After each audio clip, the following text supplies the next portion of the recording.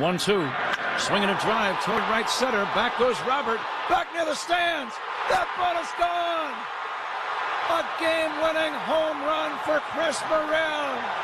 Can you believe it? Listen to this crowd. Welcome back to the Brotherly Cubs podcast. I'm your little brother Zach, and that's my big brother John. We are your brothers who love everything Cubs baseball.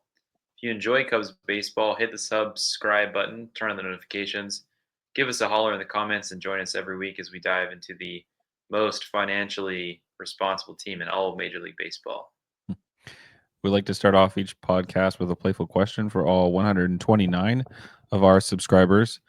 Today, Zach, I ask you, on a scale of 1 to 10, with 1 being you completely believe in Tom Ricketts telling the truth, with his recent comments at CubsCon, and 10 being he is a complete liar, what score would you give him after hearing his comments at CubsCon regarding breaking even as far as our financial situation?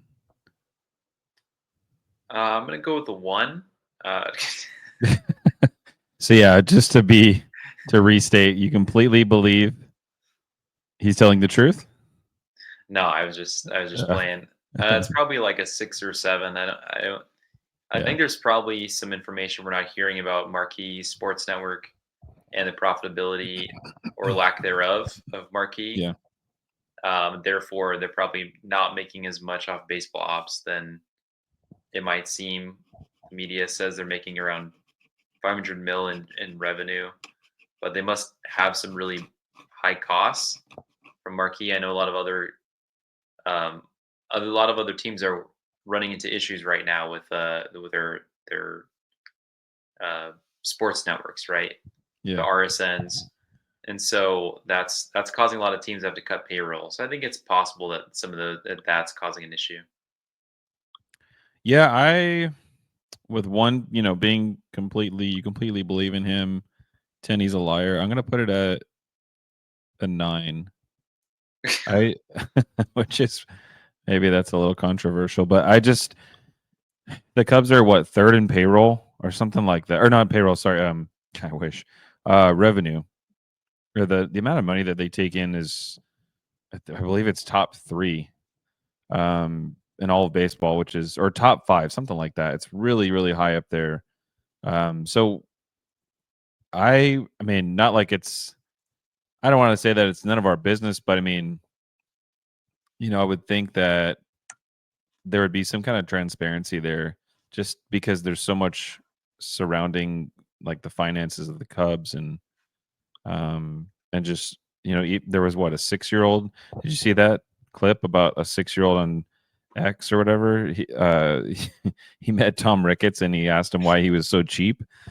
It's like his parents, I guess, obviously, yeah, said to do that, which is kind of cheap shot. But I mean, it is what it is. So 6-year-olds are giving him crap for being cheap.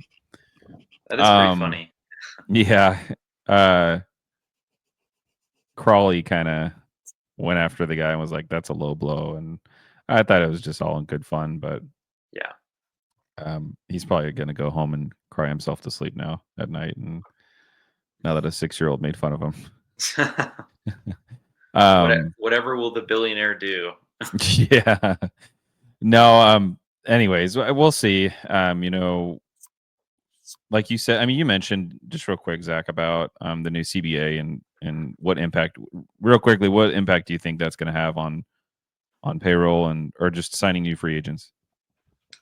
I mean, with the new CBA, I think that they actually might go after like extending somebody. I guess it's one of those things where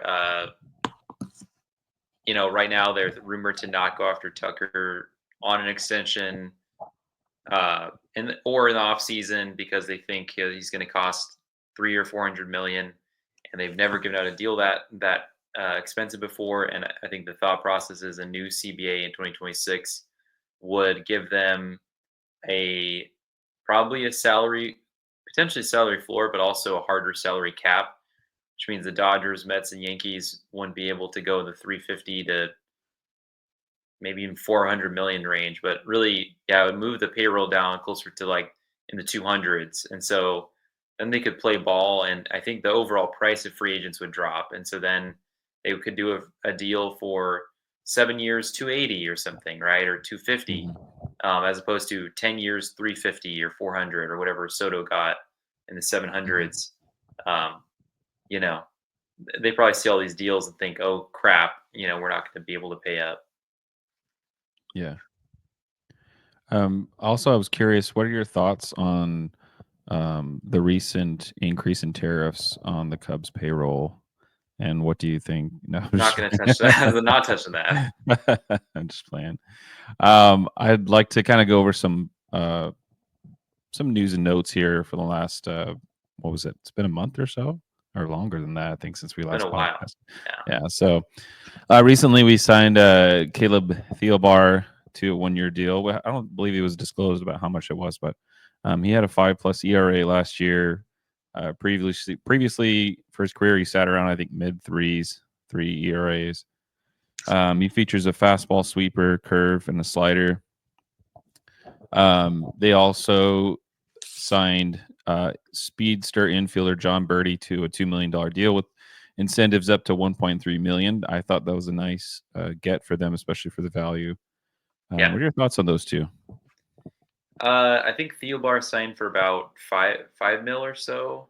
Oh, was it disclosed? Okay, I tried to find it.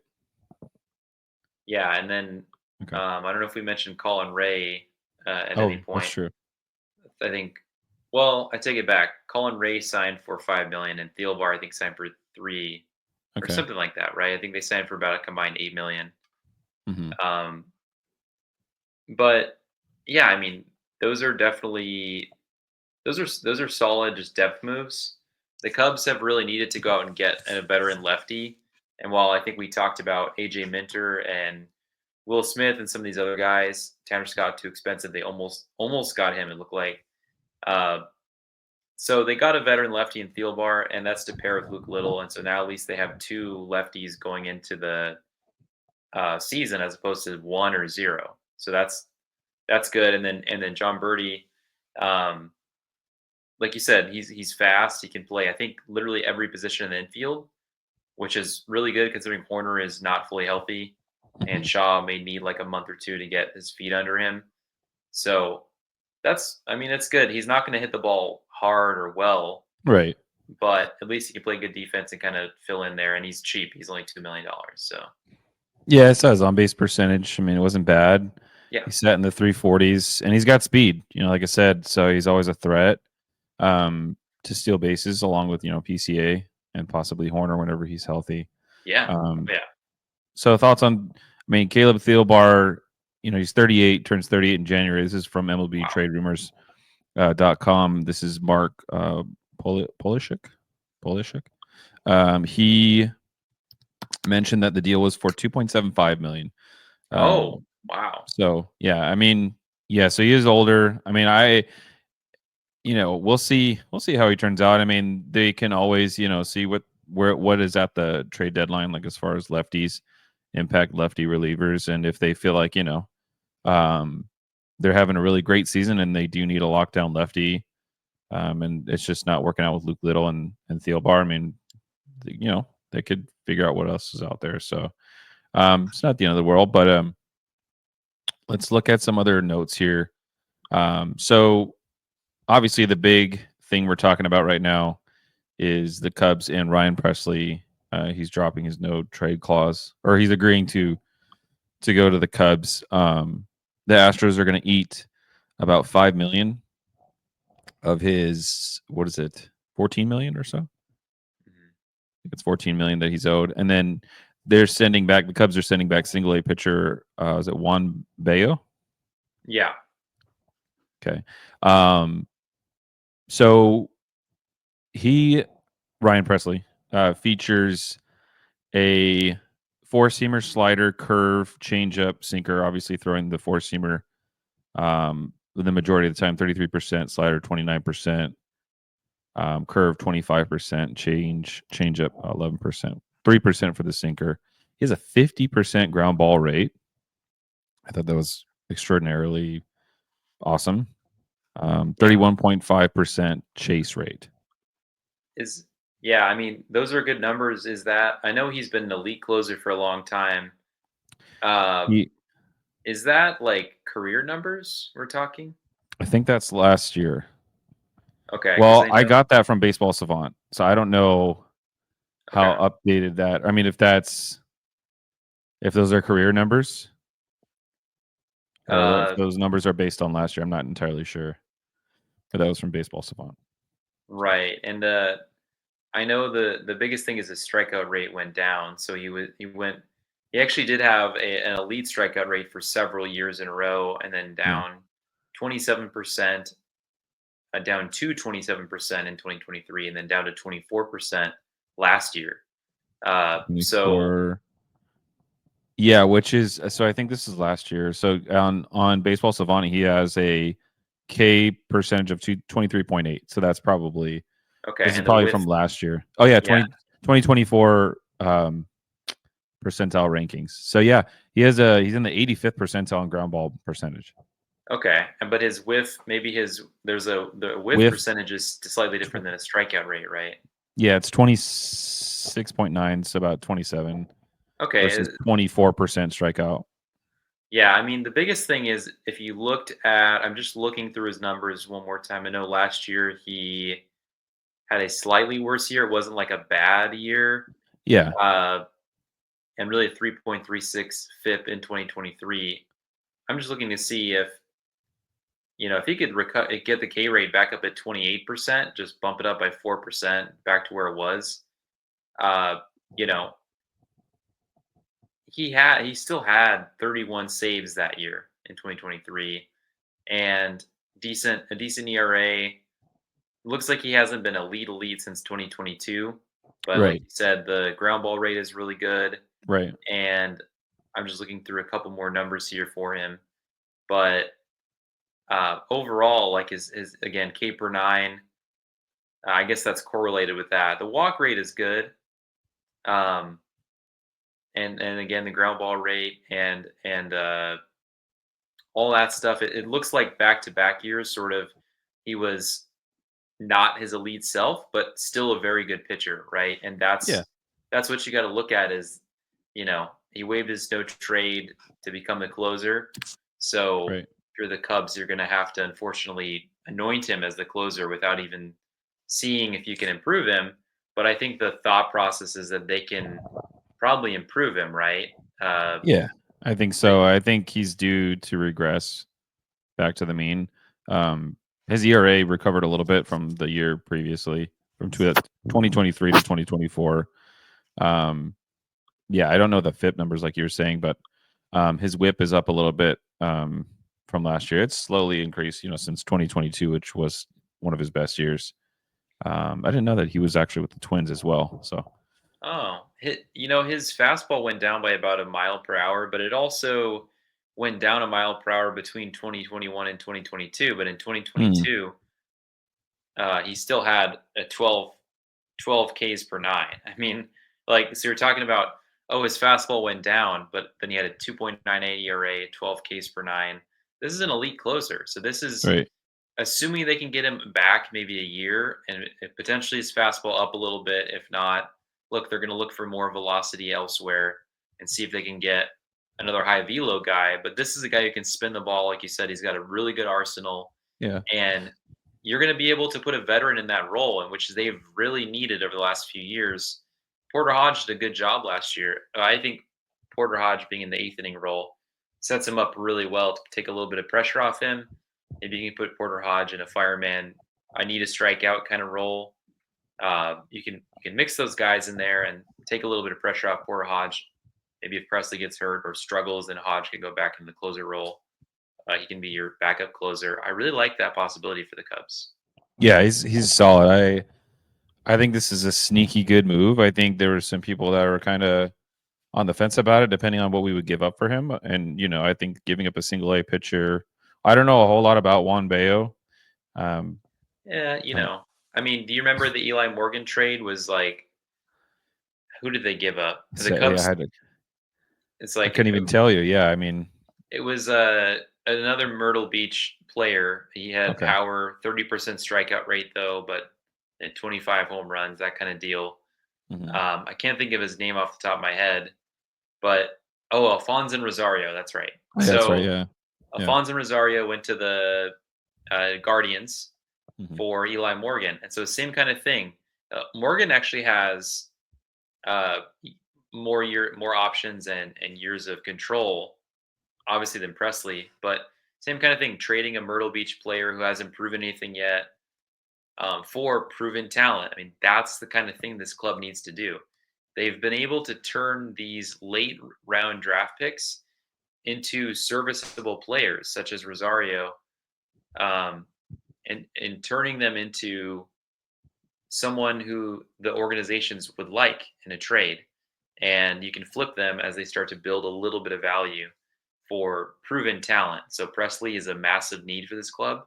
Yeah. And at this point, it definitely strengthens their bullpen. And there's already a ton of arms, but if they add another decent back end arm to this group, I really like the way that looks. If there's a couple injuries, they've still got depth to be able to sustain it. Whereas last year, they had 2 or 3 injuries and they were done in May Yeah. and June. So they need to be able to sustain those injuries this year if it happens again, and thus they can, not have the floor fall on them, right? So Right.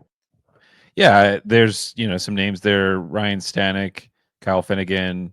I mean, there's we could go on and on there, or maybe a little bit. There's a few more names, I guess, and then we'll probably run out of names. But the Cubs had 26 blown saves in 2024, which I thought was a lot. But when you look at the average, I mean, um, it's up there. I mean, as far as I think, what was it?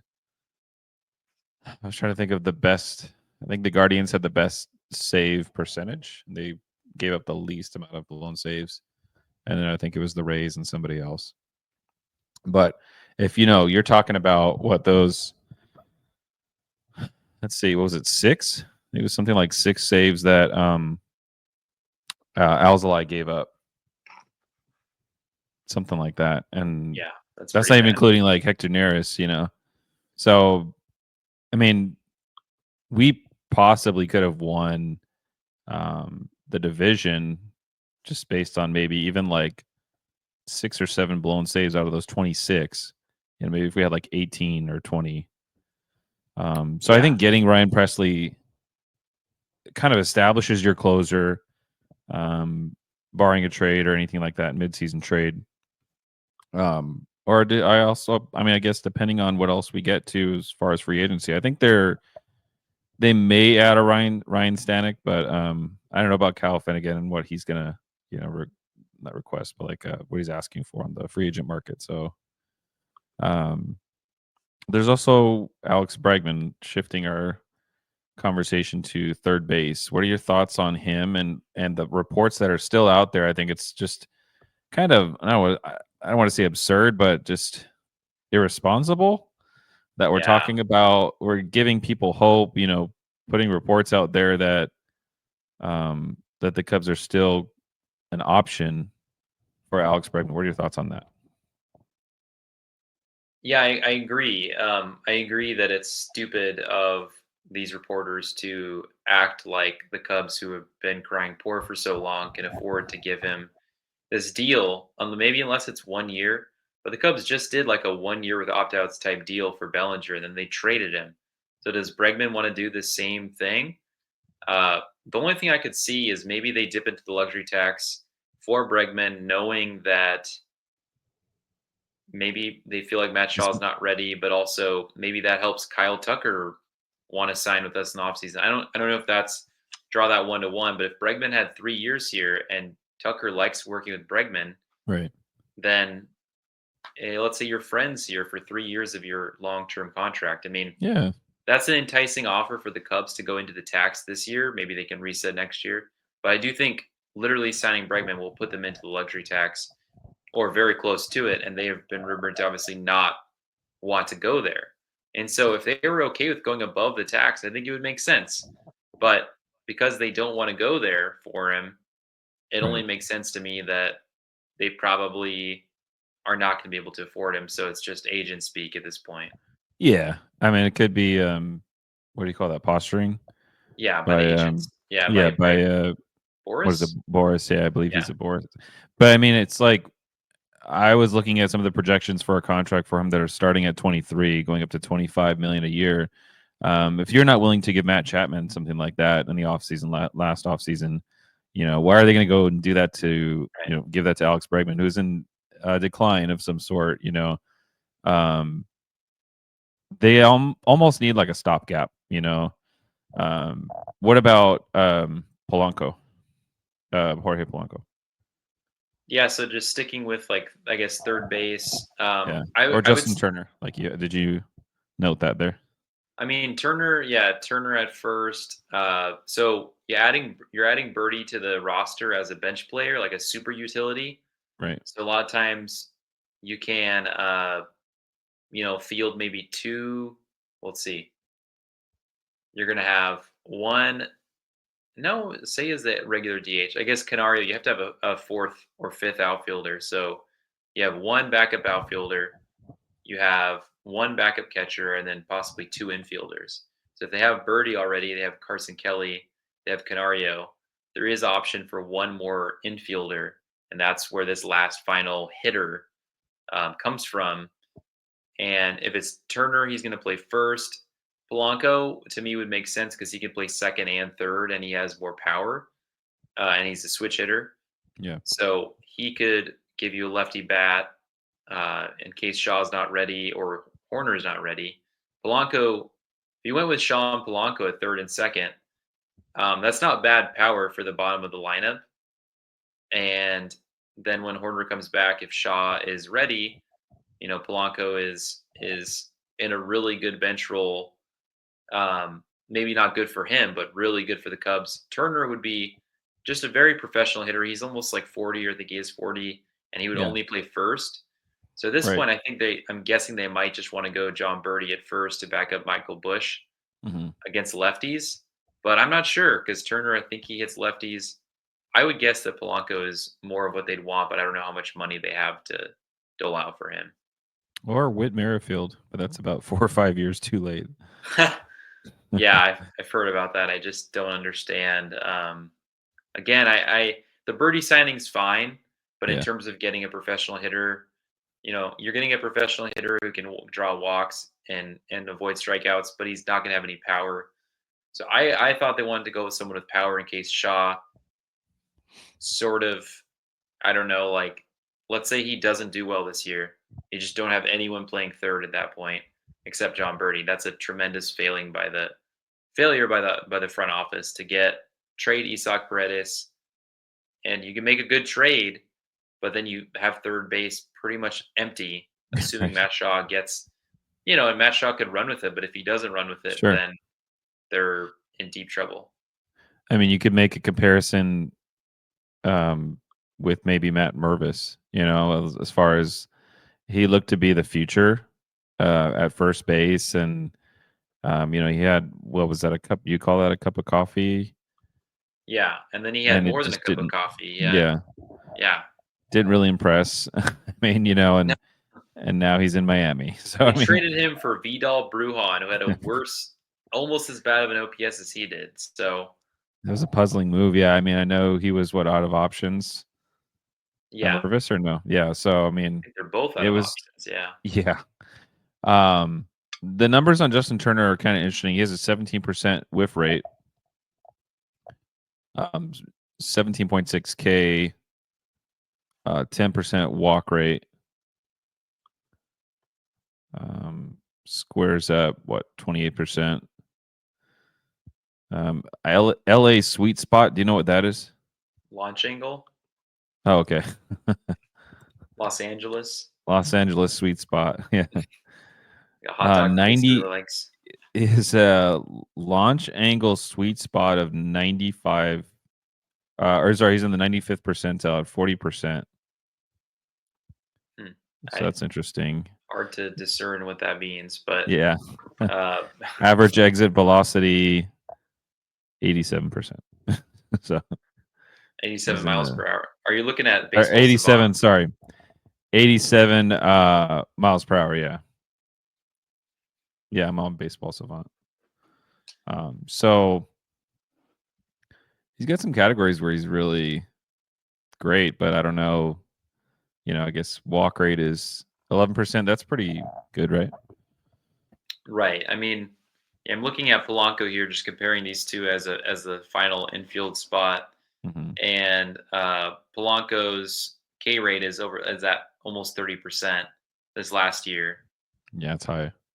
Yeah, so he had a very good career K percentage until 2023, and then he's fallen off a bit. And last year he had a bad year, but every other year, I shouldn't say every other year, but most other years he had average or above average OPS or hitting.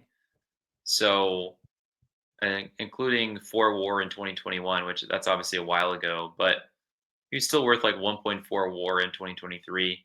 So if you're adding a guy like that to your team, I mean, you're getting pretty close to like that 90 win threshold with the projections.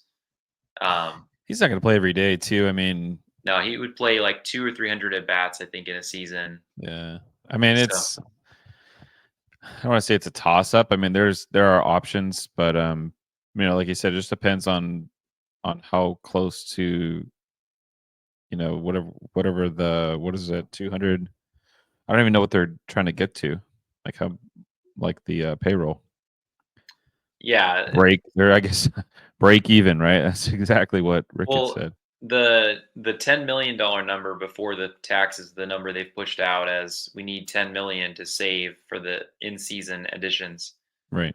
So, in my opinion, if you're going to make in-season additions, you might as well just go over the tax again. Right. Because if you're going to do in-season additions, you're trying to make the playoffs. To make the playoffs, it's fine to go into the tax. So, to me, that's what they should strive for. Mm-hmm. But at the end of the day, I think 231. Don't exactly have the figure up right now. I could pull up roster resource and see where they're sitting on Fangraphs, but I think the number is something like 231. And as we all know, the calculation for it is not as easy as we think, because when they make 40-man adjustments, 60-day IL adjustments during the season, that can add some difficulty to how the payroll gets calculated and how the luxury tax gets calculated. But yeah,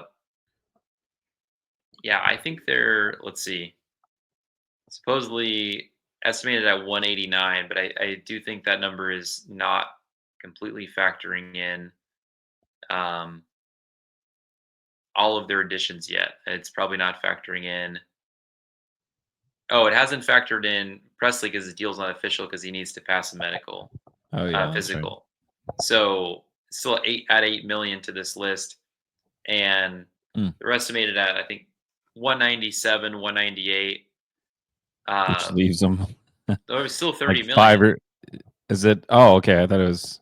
Oh yeah, that's right. It's 220 something. 230. But they might go 215. The thing is, they could still add. In theory, they could still add Bregman if they don't want to add a starter. They could add a starter. They could add. I think right now it's opportunism, right? It's like, sure, if they add Bregman, it's opportunistic.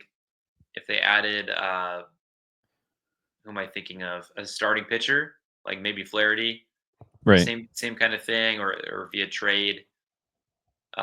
Taking care of like a really good AAV that goes towards the luxury tax. Those are some of the things I think they will try to do if they can. Other than that, like I said, one more bullpen and one more bench bat for 5 to 7 million, maybe another bullpen for 5 to 10 million. So I think they'll spend another 15, and that puts them right around 215 mil, which is very far from the first threshold. So maybe they plan to go way under, and then if they're a really good team, they'll add like legitimate starter in the trade deadline. So that would give them an opportunity to sign a guy or trade for a guy like Pablo Lopez or Luis Castillo in the middle of the season if one of those teams is falling out, right? Or the Marlins, right.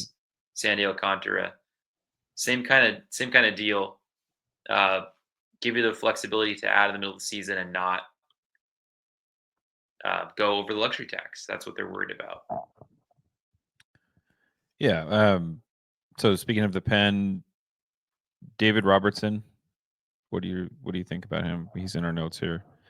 Do you think he's worth that last signing, or do you think they should shoot for someone like a Finnegan? So I think Robertson wouldn't cost as much. I mean, he's older, but he could possibly close if Pressly gets hurt. What are your thoughts on him? Well, my last thought on the bullpen here before I know spring training starts in 2 weeks, Yeah. which is crazy. Robertson has good experience with this in this role, back end closer role. Mhm. He's got more of like the cutter and I think he doesn't have a sweeper, he has a knuckle curve. Hmm. And I think Pressly also has the same similar curveball. So you'd sort of be adding two similar guys in a similar role. Mm-hmm. Similar fastball, a lot of the same stuff. However, if you could add him, I think it makes sense.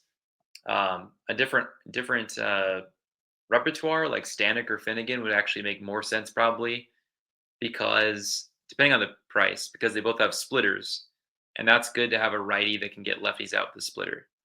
So I'm rooting for that actually more than Robertson, although Robertson to me now, that's a good move. For me, I'm just a little concerned right now.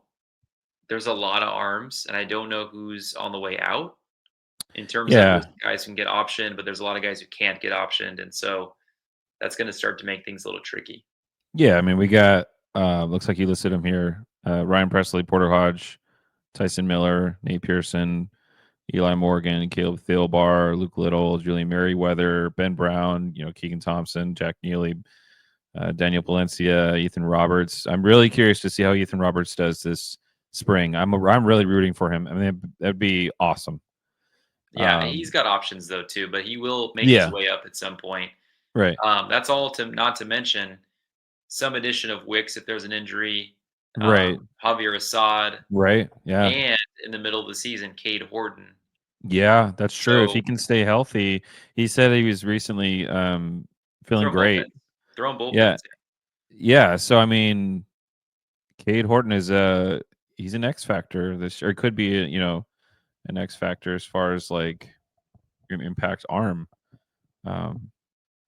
So we'll see. I mean, he could turn into Javier Assad type player where he could start or flip flop. I guess back in from the bullpen to starting, and depending on what they need out of him. But he just has to be healthy primarily. So Yeah, I'd love to see that. there's also Heller. I forget who that was. There's Phil Bickford. Is it Matt Festa? Yeah, I think these guys are just gonna. Honestly, I think they'll have AAA time, and then I think they will make the team if there's just a ton of injuries Okay, later Ben in the Heller. season. Yeah, it just depends on. It's going to depend on opt-outs in their clause, in their contracts. So opt out of Iowa after June or May, right? Yeah. Maybe someone doesn't have an opt-out. I don't know. Those are the things that would control if the Cubs want to bring them up. But unless there's a ton of injuries, there's a lot of arms. We just mentioned 12, 13 guys. Yeah, that's a lot of competition. 14, yeah, for 8 which roles. is great. That's great. I mean, Yeah. Some guys are going to get DFA'd here. I mean, Pressly, Juan Bayo is on the 40-man, so once Pressly's deal is official, the Cubs will have to push someone out. I'm guessing someone like Keegan Thompson, Rob Zastrizny. Now that the Cubs have Thielbar, Zastrizny might go. Right. We'll see what they do with the 40-man at those other spots. Yeah, that'll be interesting. Do you have anybody? For me, it was Pressly. I really wanted them to finish that off. Do you have anybody else, or anybody like who's at the top of your list that you're like, I really want this done in the next 2 weeks or whatever? When do they report? Is it the 9th? The 9th. It's your birthday. Okay. Yeah. Yeah, the Pressly deal was huge. It felt like it took a while just because he had to opt out of his no trade clause. Mm-hmm. I throw a curve. really don't. I threw a curve. Well, Another pen arm is intriguing just because it's cheap and it makes sense. But we listed all those guys, Right. and as much as like Stanek or Robertson or Finnegan would be really awesome, to me Right. that makes sense. But if it's just who I want, can we get something over the finish line? I want Jorge Polanco. Oh, okay. He's pretty consistent. I don't think they'll get him, Yeah. but he's got just enough tools, and he could be a very valuable bench player if there's any injuries. Okay. Insurance for Shaw. I don't think Berti's enough insurance for Shaw. I mean, he's partial insurance, Yeah. but if you want someone who could give you 200 or 300 at bats, hit the ball out of the ballpark, I think it's Jorge Polanco. Okay. I'm shooting for the stars here. I'm going for Bregman. So. Bregman, yeah, it's got to be Bregman. It's got to be Bregman or Bregman. bust. Bregman or bust. For pretending that Ricketts is doing a complete 180. So, anyways, that is all the time we have for today. Thanks for joining us here on the Brotherly Cubs podcast. And thank you to those 3 new subscribers that we got. We are now at 129. I think it's been a whole year, right, Zach? Yeah, well over a year. Yeah. Well over a year, yeah. So we started this last, I think, Christmas, roughly. So grateful for all of you guys tuning in and listening to us. We appreciate that. Please hit the subscribe button, turn on the notifications, or join the conversation with us here on Twitter at Brotherly Cubs or Spotify and Apple Podcasts. And I am your big brother, John. And that's my little brother, Zach. And we will see you next week. Until next time, thanks for tuning in, and we will catch you later. Adios. Peace. Listen to this crowd.